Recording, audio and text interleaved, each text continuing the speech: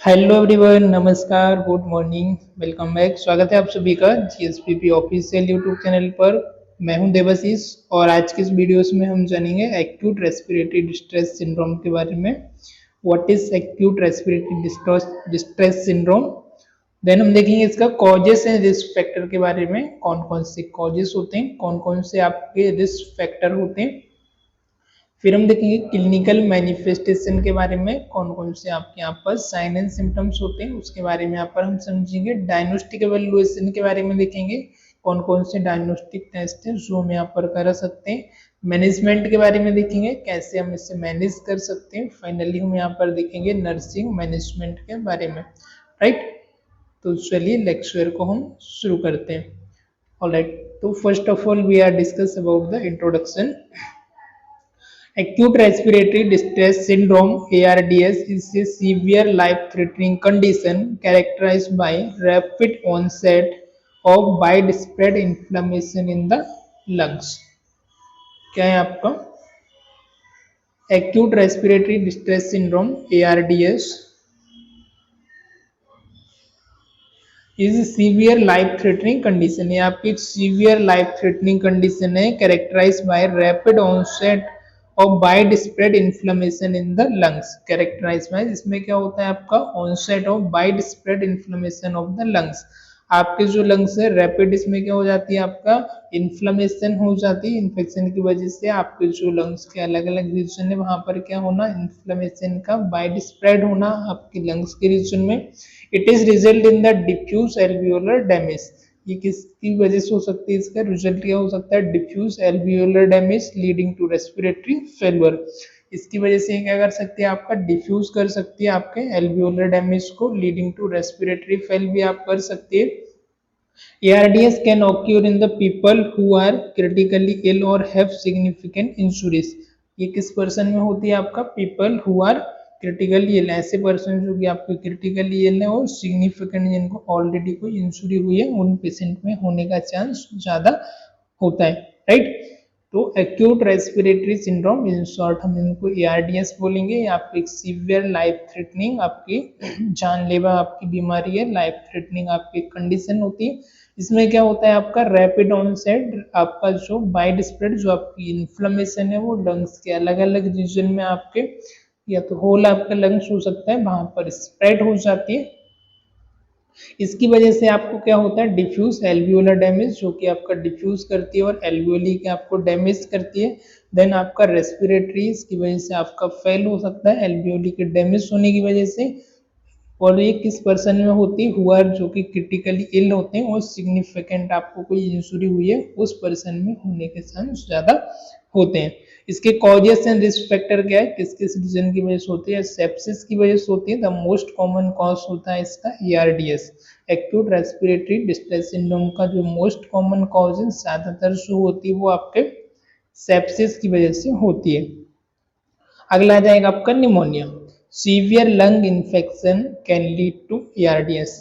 Pneumonia आपका जो severe lung infection होना निमोनिया की वजह से ये आपका लीड्स कर सकता है ARDS को, एक्यूट रेस्पिरेटरी डिस्ट्रेस सिंड्रोम को। एस्पिरेशन, इनहेल, वॉमिटिंग और अदर फॉरेन सब्सटेंस। अब पेशेंट आपका ड्राउजी होने की वजह से, अनकॉन्शियस होने की वजह से जो एस्पिरेट किया, जो वॉमिट वगैरह की, वो वापस से उन्होंने इनहेल कर लिया। इनहेल करने की वजह से वो आपका रेस्पिरेटरी ट्रैक में चला गया, या फिर कोई अदर फॉरेन सब्सटेंस जो कि आपके रेस्पिरेटरी ट्रैक में चला गया और वहां पर वो आपको डिस्ट्रेस प्रॉब्लम आपको कॉज कर रहा है। दैट इज एक कॉजेस हो सकता है ट्रामा। ट्रामा में आ जाएगा आपका major injuries particularly to the chest और हेड। आपका मेजर इंजुरी होना ट्रामा की वजह से, रोड ट्रैफिक आपका एक्सीडेंट हो सकता है, किसी प्रकार का आपको ट्रामा हो सकता है जिसकी वजह से आपको मेजर इंजुरी होना, पार्टिकुलर किस रीजन पर होना, आपके चेस्ट में और हेड में। दैट इज एक रीजन हो सकता है आपका। अगला इसका कॉजेस है, अगला इसका रीजन है पेनक्रिएटाइटिस। आपका inflammation of the pancreas, pancreas में आपका इन्फ्लेमेशन होना, इसकी वजह से भी आपको एक्यूट रेस्पिरेटरी डिस्ट्रेस सिंड्रोम हो सकता है। फिर दूसरा इसका कारण यहाँ पर blood transfusion, large volume of blood product can trigger ARDS। Large volume में यदि आप ब्लड का ट्रांसफर कर रहे हो आप ब्लड का, ट्रांसफ्यूज कर रहे हो आप लार्ज वॉल्यूम में ब्लड प्रोडक्ट का, उसकी वजह से भी आपको ERDS acute respiratory distress syndrome हो सकता है। अनदर आपका इसका कारण आ जाएगा रीजन यहाँ पर इन्फ्लेमेशन ऑफ हार्मफुल सब्सटेंस। अब ऐसा कुछ सब्सटेंस है जिसको आपने इनहेल कर लिया, not inflammation, inhalation of harmful substance such as smoke और केमिकल फ्यूम्स। ओके, अब ऐसा जैसे आप स्मोक वगैरह करते हैं या फिर कोई ऐसा एक्टिव स्मोक हो गया, पैसिव स्मोक, या फिर केमिकल, या फिर कोई फ्यूम्स जो कि आपका फॉग हो गया, फ्यूम जो कि आपका फैक्ट्रियों वगैरह से निकलता है, कहीं पर जैसे आग लग गई हो ना, आग की वजह से जो गैसेस होती हैं ना, जो फ्यूम्स होता है वो आपके रेस्पिरेटरी ट्रैक से आप इनहेल कर रहे हो, इनहेल करने की वजह से भी आपको ERDS syndrome acute respiratory distress हो सकता है। ऑलराइट, फिर हम इसके रिस्क फैक्टर के बारे में देखेंगे, जैसे कि इस फैक्टर में आ जाएगा आपका क्रॉनिक एल्कोहलिज्म। ऐसा पर्सन को ज़्यादा रिस्क होती होने की जो कि प्रोलॉन्ग टाइम से, लंबे समय से एल्कोहल कंज्यूम करता है, जो कि ड्रिंक करता है, ऐसे पर्सन को ज़्यादा चांस रहता है इनकेस ससेप्टेबल होता है ऐसा पर्सन। स्मोकिंग, जो लंबे समय से स्मोक कर रहे हैं, long term smoking, damage lung and increase risk, जो कि आपके लंग्स टिश्यू को डैमेज करती है, एल्वियोली को डैमेज करती है, और ऐसे पर्सन को ऑब्वियसली बात है कि ERDS होने का रिस्क ज़्यादा होगा। अदर आ जाएगा आपका एज में आपका older adult are more at risk. अब जो ओल्ड एज रहते हैं, जो ओल्ड पीपल होते हैं, उनमें आपको ज़्यादा होने का चांस रहता है, अब 60 और 50 के बाद चांसेस ज़्यादा रिस्क बढ़ जाते हैं। फिर आपका क्रोनिक डिसीज, आपको ऑलरेडी कोई क्रोनिक डिसीज है, जैसे कि आपका रेस्पिरेटरी का कोई भी क्रोनिक डिसीज है, लाइक आपका COPD हो गया, प्रीडिस्पोज, पहले से आप डिस्पोज हुए हो आप ERDS से, वो भी आपको एक यहाँ पर रीजन हो सकता है। फिर अगली बात करेंगे हम क्लिनिकल मैनिफेस्टेशन के बारे में, मतलब इसके क्या क्या साइन सिम्टम, क्या क्या लक्षण होंगे। तो फर्स्ट आ जाएगा आपका सीवियर शॉर्टनेस ऑफ ब्रीथ, बहुत ज़्यादा आपको शॉर्टनेस ऑफ ब्रीथ होगी, ब्रीथिंग आपको डिफिकल्टी होगी, सांस लेने में आपको तकलीफ होगी, आपको प्रॉब्लम होगी, एकदम बेचैनी होगी, रैपिड एंड शैलो ब्रीथिंग, आपकी जो ब्रीथ बहुत जल्दी जल्दी बढ़ जाएगी, है ना, आपको रैपिड ब्रीथ होगी, शैलो ब्रीथ होगी, बहुत ज़्यादा आपकी जो ब्रीथ है ज़्यादा डीप नहीं होगी एकदम, और आपको रैपिड ब्रीथ होगी, right. Hypoxemia, low oxygen level in the blood, आपके ब्लड में ऑक्सीजन का लेवल जो है वो कम हो जाएगा, लो ऑक्सीजन लेवल हो जाएगा, क्योंकि ऑब्वियसली बात है कि आपका ऑक्सीजन प्रॉपर तरीके से नहीं जा रहा है, तो आपका ब्लड में भी ऑक्सीजन का लेवल कम हो जाएगा। तो आपका पल्स ऑक्सीमीटर में चेक करेंगे तो आपका जो रेस्पिरेटरी रेट है वो नॉर्मल से बिलो आएगा, लेस देन आपका नॉर्मल आएगा। अगला आपका साइन है यहाँ पर साइनोसिस। साइनोसिस क्या होता है आपका blue discolouration of the skin and mucous membrane, जो आपकी म्यूकस मेम्ब्रेन है और स्किन है वहां पर आपका ब्लू कलर का स्किन आपको देखने को मिलेगी, ब्लू से आपका डिस्कलरेशन हो जाएगा। क्यों? क्योंकि प्रॉपर मात्रा में टिश्यू को ऑक्सीजन नहीं पहुंच पा रहा है, यदि ऑक्सीजन पहुंचेगा तो उसका ब्लू डिस्कलरेशन नहीं होगा, वो नॉर्मल जो रेड है पिंकिश है वो कलर का रहेगा। पर यदि ऑक्सीजन नहीं पहुंच पा रहा है हीमोग्लोबिन के साथ बाइंड करके, तो वहाँ का जो कलर है वो ब्लू होना शुरू हो जाता है, राइट। फिर डिफ्यूजन, क्रैकल और ऑस्कल्टेशन, डिफ्यूज, क्रैकल और ऑस्कल्टेशन, जब भी आप ऑस्कल्टेट करोगे, आप लंग साउंड सुनोगे, तो वहाँ पर आपको डिफ्यूज क्रैकल साउंड आपको सुनने को मिलेगा। फिर अगला यहाँ पर आपका sign hypotension, low blood pressure in severe cases, severe cases में आपको ब्लड प्रेशर कम, ब्लड प्रेशर आपको लो भी देखने को मिल सकता है। अदर आपका यहाँ पर आ जाएगा ऑर्गन फेलियर, ERDS प्रोग्रेस, यदि ये ज़्यादा समय तक प्रोग्रेस हो गई, अनट्रीटेबल हो गई, तो ये अदर ऑर्गन को भी आपका डैमेज कर सकती है, अदर ऑर्गन को भी फेल कर सकती है, क्योंकि आपके ऑक्सीजन सफिशियंट मात्रा में आपको नहीं मिल पा रही, लैक ऑफ ऑक्सीजन की वजह से। आपको हेडेक भी हो सकता है लैक ऑफ ऑक्सीजन की वजह से, ओवरऑल आपका जो रहेगा फीलिंग आपको डिस्कम्फर्ट होगी, आपको कंफर्टेबल महसूस नहीं होगा, बॉडी एक एंड चिल, आपको ठंडी लगेगी, आपको चिल होगी, बॉडी एक होगा, आपको पूरा बदन दर्द होगा, सोर थ्रोट होगा, गले में आपकी खराश होगी, कफ कोल्ड होगा, ऑलराइट। फिर अगला आ जाएगा आपका डायग्नोस्टिक वैल्यूएशन, कैसे अब आप इसे डायग्नोस करेंगे, कौन कौन से बोर्ड टेस्ट होते हैं जो आपको करना होगा। फर्स्ट वन आप यहाँ पर देखेंगे चेस्ट एक्सरे कराएंगे। जब भी आप चेस्ट एक्सरे कराएंगे तो उसमें आपको क्या देखना है, सो बायलेटरल इनफिल्ट्रेट। आप बायलेटरल की तरफ देखेंगे तो आपको वहां पर फ्लूइड फिल इनफिल्ट्रेट दिखेगा, स्वेलिंग आपको दिखाई देगी। Often refer to as bite out of the lungs. Often refer to as कैसे, आपको bite out of the lungs, lungs के आउट साइड आपको बाइट आउट सर्कल आपको दिखाई देगा, बाइट वाइट आपको पिक्चर दिखाई देंगे। सीटी स्कैन, जब आप सीटी स्कैन कराएंगे, एक्सरे में कभी कभी आपका कंफर्म नहीं हो पाता है तो उसके लिए आप रूल आउट करने के लिए सीटी स्कैन भी करा सकते हैं। डिटेल इमेजिंग चाहिए तो provide detail image of the lungs parenchyma, lungs की जो पेरेन्काइमा लेयर है उसकी भी आपको पूरी डिटेल स्टडी मिल जाएगी, जिससे कि आप यहाँ पर चेकआउट कर सकते हैं। ईबीजी आप कराएंगे जिसमें आप मेजर करेंगे ऑक्सीजन और कार्बन डाइऑक्साइड का लेवल, आपके ब्लड के अंदर क्या है, क्या आपका पीएच चल रहा है, गैसेस आपकी आर्टरी के अंदर क्या है, वो आपको यहाँ पर मेजर करना है। इसके लिए आप यहाँ पर ABG arterial blood gas test आप यहाँ पर कराएंगे। अगला जो टेस्ट है आप ब्लड टेस्ट कराएंगे। ब्लड टेस्ट में आप आइडेंटिफाई करेंगे underlying causes such as infection और इन्फ्लेमेशन, राइट। अब सीबीसी वगैरह हो गया, ये टेस्ट आप कराएंगे जिसमें आप चेक करेंगे कोई इन्फेक्शन तो नहीं है, इन्फ्लेमेशन तो नहीं है ना, कौन सा सेल्स का काउंट ज़्यादा है किसका कम है, वो सब आप यहाँ पर चेक करा लेंगे। और भी जो नेसेसरी टेस्ट है वो आपको कराना है।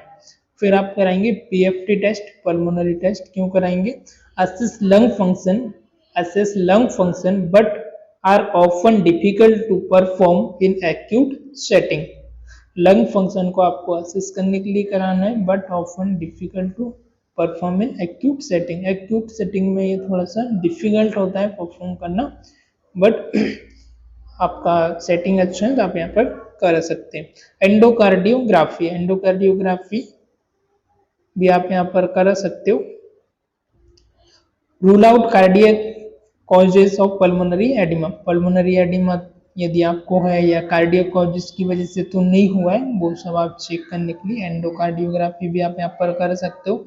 Reverse transcriptase polymer chain reaction, RTPCR जो टेस्ट आता है आप कोविड के टाइम पर कराते थे जिसमें आप आइडेंटिफाई करेंगे बैक्टीरिया का, है ना, कोविड सार्स-2 बैक्टीरिया वगैरह तो नहीं है ना, कोविड-19, वो भी आप करा सकते हैं। एलाइजा टेस्ट करा सकते हैं आप कोविड बैक्टीरिया को फाइंड आउट करने के लिए। क्रिएटिन फॉस्फोकाइनेज सीपीके और सीके में इंक्रीज सार्स ना, आप दूसरा जो टेस्ट आप कराएंगे क्रिएटिन फॉस्फेट का जिसमें आपका सीपीके और सीके आएगा, यदि आपका इंक्रीज है तो आपका चांसेस ज़्यादा होता है कि आपको severe acute respiratory distress syndrome के इंक्रीज होने का। स्पूटम कल्चर कराएंगे आप किस रीजन किस कॉज की वजह से हो रहा है, स्पेशली यदि निमोनिया की वजह से, इन्फेक्शन की वजह से, तो उसको आपको फाइंड आउट करने के लिए स्पूटम कल्चर टेस्ट आप यहाँ पर करवा सकते हैं। फिर हम बात करेंगे मैनेजमेंट के बारे में। मैनेजमेंट में आ जाएगा आपका mechanical ventilation to support breathing and ensure adequate oxygen. Breathing support के लिए प्रॉपर मात्रा में ऑक्सीजन को अवेलेबल कराने के लिए ताकि लंग्स को प्रॉपर नॉर्मल अमाउंट में ऑक्सीजन मिलती रहे, इसके लिए हम मैकेनिकल वेंटिलेशन लगाएंगे। If necessary low tidal volume ventilation reduce lung injury, low tidal volume ventilation आता है उसका यूज करेंगे ताकि लंग इंजुरी को हम रिड्यूस कर पाए। Positive and expiratory pressure keep alveoli open during expansion. Positive जो आपका एक्सपायरेटरी ईपैप आईपैप आता है उसको आपको मेंटेन करना है ताकि आपका जो एल्वियोलाई वो ओपन रहे during expiration. Prone position, patient का प्रोन पोजीशन या फिर आप सेमी फॉलर या अपराइट पोजीशन में रख सकते हैं। ऑक्सीजन को आपको इम्प्रूव करने के लिए पेशेंट का आपका रिलैक्स होना चाहिए और आपका प्रोन पोजीशन में होना चाहिए, जिससे कि आपका ऑक्सीजन का सेचुरेशन इम्प्रूव होता है, मसल्स उसकी रिलैक्स होती है डायफ्राम की, right. Sedation and paralysis, if यदि नीडेड है तो पेशेंट का आप सेडेट कर सकते हो सीवियर केसेस में। मैकेनिकल वेंटिलेशन यदि आपको टफ है तो आप पैरालाइज भी कर सकते हो। फिर अगला आपका मैनेजमेंट है फ्लूइड मैनेजमेंट। आपको केयरफुली बैलेंस जो आपका फ्लूइड है उसको आपको बैलेंस करना है, ना आपका ओवरलोड होना चाहिए, ना ओवर हाइड्रेटेड होना चाहिए, ना आपका पेशेंट डिहाइड्रेटेड होना चाहिए। आपका एंश्योर आपका एडिक्वेट मात्रा में परफ्यूज होना चाहिए। Nutritional support, adequate calories and protein to support healing and recovery. Healing and recovery के लिए प्रॉपर तरीके से आप पेशेंट को कैलोरी, प्रोटीन, विटामिन, मिनरल्स, एक हेल्दी डाइट आप वहाँ पर प्रोवाइड कराएंगे। ट्रीटमेंट ऑफ अंडरलाइंग कॉजेस, जो भी आपके अंडरलाइंग कॉज है, जो रूट कॉज है, उसको आपको ट्रीट करना है। जैसे कि आपका इन्फेक्शन है तो उसके लिए आप एंटीबायोटिक प्रोवाइड करेंगे। और ड्रेनेज फ्लूइड कलेक्शन, यदि फ्लूइड कलेक्शन हुआ है उसके लिए हम ड्रेन आउट करके फ्लूइड को आप रिमूव करेंगे थोरेसिक कैविटी से, प्लूरल कैविटी से। ओके, अभी हम बात करेंगे नर्सिंग मैनेजमेंट के बारे में। नर्सिंग का इसमें क्या रोल होगा? Monitor regularly assessment of respiratory status, vital sign and oxygenation. Nurse का क्या रोल होगा? रेगुलर नर्स पेशेंट को असेसमेंट करना है, स्पेशली उसका रेस्पिरेशन स्टेटस क्या है, उसका चेस्ट का एक्सपांशन क्या है, सैलो ब्रीथ है, डीप ब्रीथ है, एक्स्ट्रा पेशेंट को एफर्ट तो नहीं लेना पड़ रहा है, एक्स्ट्रा मसल्स का यूज तो नहीं हो रहा है, वाइटल साइन कितना चल रहा है, रेस्पिरेशन रेट क्या चल रहा है, ऑक्सीजन का सेचुरेशन क्या है ना, फीवर तो नहीं है, वो सब आपको मैनेज करना है, स्पेशली आपको रेस्पिरेशन को। एयरवे मैनेजमेंट करेंगे यहाँ पर आप, ensure the patency of airway and proper functioning of the ventilation. आपको एयरवे पेटेंसी आपकी नॉर्मल होना चाहिए, आपका एयरवे का प्रॉपर होना चाहिए, आपका जो वेंटिलेटर उसका फंक्शनिंग आपको चेक करना है, प्रॉपर फंक्शनिंग है या नहीं है। Positioning, regular turning and position include prone position as needed. Regular आप पोजीशन को टर्न करते रहें, एज नीडेड यदि रिक्वायरमेंट है तो आप प्रोन पोजीशन में या फिर आप राइट पोजीशन में पेशेंट को रख सकते हैं यदि सीवियर केस है उस कंडीशन में। स्किन केयर, अगला जो आपका यहाँ पर रोल होगा स्किन केयर है, स्किन की इंटीग्रिटी आपको मेंटेन करना है ताकि आप प्रेशर और अल्सर और इमोबिलिटी को प्रिवेंट कर पाओ, जिससे कि आपको प्रेशर सोर, बेड सोर्स ना हो। Infection control, stick aseptic technique, आपको एसेप्टिक टेक्निक यूज करना है ताकि आप हॉस्पिटल एक्वायर्ड इन्फेक्शन को प्रिवेंट कर पाओ, राइट। हॉस्पिटल एक्वायर्ड इन्फेक्शन वो होता है जो पेशेंट आपका एडमिट तो किसी दूसरे रीजन से हुआ था, उसको वो इन्फेक्शन नहीं था, पर हमारा एसेप्टिक टेक्निक मेंटेन नहीं करने की वजह से दूसरे पेशेंट का इन्फेक्शन आपके उस पेशेंट को हो जाता है। 1% टू अनदर पर्सन, हमने किसी एक पेशेंट को ट्रीट किया, उसको हमने टच किया और वही ग्लव्स वही सारी चीज़ें हमने दूसरे पेशेंट को भी यूज कर लिया ना, तो एयरबोर्न वायरस की वजह से, बैक्टीरिया की वजह से आपके अनदर पर्सन को भी हो जाता है। फिर हम बात करेंगे फैमिली सपोर्ट के बारे में। Provide performing and emotional support, आपको इंफॉर्मेशनल और इमोशनल सपोर्ट प्रोवाइड करना है फैमिली को, एज वेल एज पेशेंट आपका यदि कैपेबल है, कॉन्शियस है तो आप पेशेंट को भी कर सकते हैं। Education, teaching patient and family about ARDS, patient को और उनकी फैमिली को ARDS के बारे में आपको समझाना है, उसका ट्रीटमेंट प्लान के बारे में। रिकवरी एक्सपेक्टेशन, कब तक आपका रिकवर हो सकता है, कौन कौन सी एक्सरसाइज वगैरह है जो आपको करना है उसके बारे में आपको समझाना है, कैसे आप इससे प्रिवेंट कर सकते हो उसके बारे में समझाना है।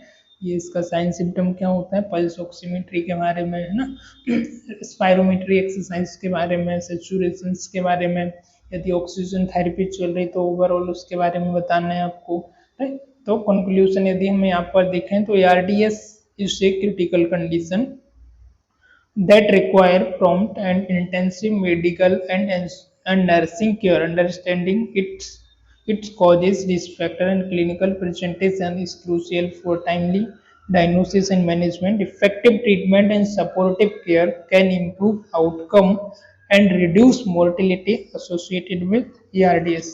Okay. तो हम कंक्लूजन या हम यहाँ पर इसको सम अप करना चाहें तो ओवरऑल आपका एक्यूट रेस्पिरेटरी डिस्ट्रेस सिंड्रोम आपका क्या है, आपका ARDS एक लाइफ थ्रेटनिंग कंडीशन है जिसमें आपका रैपिड एंड आपका जो लंग्स है वो अफेक्ट होता है, वहाँ पर आपका इन्फेक्शन होता है, इन्फ्लेमेशन होता है और आपका फ्लूइड का वहाँ पर फिल्ड होता है, जिसकी वजह से आपको हाइपोक्सिया होता है, ब्रीथिंग डिफिकल्टी होता है, रैपिड एंड सैलो ब्रीथ होता है, ऑलराइट, और शॉर्टनेस ऑफ आपको ब्रीथ होता है, सोर थ्रोट होता है, हेडेक आपको होता है, आपको रेस्टलेसनेस, बेचैनी, डिस्कम्फर्ट होता है। इसके साइन एंड सिम्टम हो गए आपके। कॉजेस आपका कोई एसोसिएटेड डिसीज की वजह से ऑलरेडी हो सकता है, ठीक है, और इसका स्मोकिंग की वजह से हो सकता है, सेप्सिस की वजह से हो सकता है, निमोनिया की वजह से हो सकता है, कोई आपको चेस्ट ट्रामा हुआ उसकी वजह से हो सकता है ना।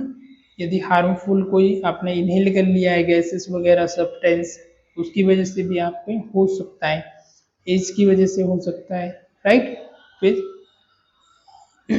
डायग्नोस्टिक में आप कराएंगे chest x-ray, CT scan, ABG और ब्लड टेस्ट जिसमें आप ब्लड सेल्स वगैरह काउंट कराएंगे, pulmonary test, PFT test, echocardiography कराएंगे, रिवर्स ट्रांसक्रिप्टिस क्रिप्टेज टेस्ट कराएंगे, polymer chain reaction, RTPCR, CPKM भी कराएंगे और स्पूटम कल्चर इन्फेक्शन या निमोनिया को चेकआउट करने के लिए। ऑलराइट, फिर मैनेजमेंट आपका mechanical ventilation if needed, low volume tidal volume ventilation जिसमें आपका या जो बाइपेप वगैरह यूज कर सकते हैं, पॉजिटिव एंड एक्सपिरेटरी पीप और प्रोन पोजीशन या अपराइट पोजीशन, सेडेशन और पैरालिसिस इफ नीडेड। फ्लूइड आपको मैनेजमेंट करना है प्रॉपर तरीके से, पेशेंट आपका हाइड्रेटेड होना चाहिए, ना ओवरलोड होना चाहिए ना डिहाइड्रेट होना चाहिए, न्यूट्रिशनल सपोर्ट करना है हीलिंग वगैरह रिकवरी के लिए, और अंडरलाइन कॉजेस को ट्रीटमेंट करना है, साथ ही साथ सिम्टोमेटिक को भी आपको ट्रीट करना है। नर्सिंग मैनेजमेंट में मॉनिटर करना है आपको, एयरवे मैनेजमेंट है, मैन उसका पोजिशनिंग हो गया, इस पर आपको ज़्यादा फोकस करना है, स्किन केयर स्किन इंटीग्रिटी आपको मेंटेन करना है, इन्फेक्शन को कंट्रोल करना है, family support, then education. Alright, तो आज के लेक्चर में फिलहाल इतनी, मिलते हैं किसी और लेक्चर में, तब तक के लिए बाय बाय, गुड बाय।